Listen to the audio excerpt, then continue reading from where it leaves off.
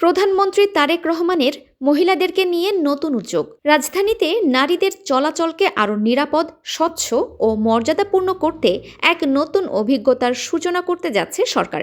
বহুল আলোচিত এই উদ্যোগের মাধ্যমে প্রথমবারের মতো সম্পূর্ণ নারী দ্বারা পরিচালিত বাস সার্ভিস শুরু হতে যাচ্ছে রাজধানীর সড়কে। চালক, হেলপার থেকে শুরু করে সুপারভাইজার পর্যন্ত সব পর্যায়ে থাকবেন শুধুই নারীরা।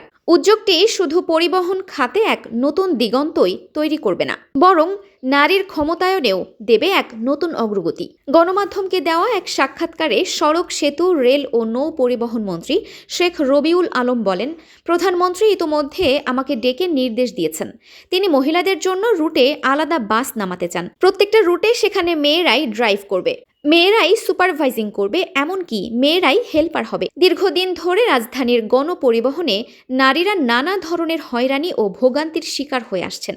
নতুন এই নারী পরিচালিত বাস সার্ভিস সেই জায়গাটিতেই পরিবর্তন আনবে বলে আশা করা হচ্ছে। এদিকে বাসগুলোতে প্রশিক্ষিত নারী চালকরা আধুনিক ড্রাইভিং প্রশিক্ষণ, ট্রাফিক সচেতনতা এবং নিরাপত্তা প্রোটোকল সম্পন্ন করে দায়িত্ব গ্রহণ করবেন।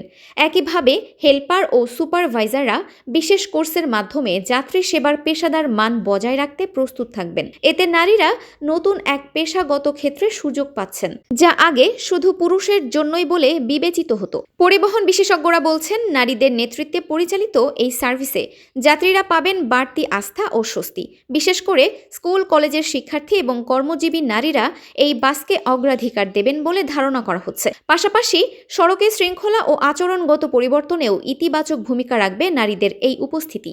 সামগ্রিকভাবে রাজধানীর গণপরিবহনে এই নারী বান্ধব উদ্যোগ শুধু একটি নতুন সার্ভিস নয়, এটি সামাজিক দৃষ্টিভঙ্গিরও পরিবর্তন। নারীর ক্ষমতায়ন, কর্মসংস্থান এবং গণপরিবহন সংস্কৃতিতে ইতিবাচক পরিবর্তনের এক বাস্তব উদাহরণ হয়ে উঠতে পারে এটি। সরকারের পক্ষ থেকে জানানো হয়েছে, সফল হলে এই মডেল ভবিষ্যতে দেশের অন্যান্য শহরেও সম্প্রসারিত করা হবে। Arefin Farha, desk report, DSK TV.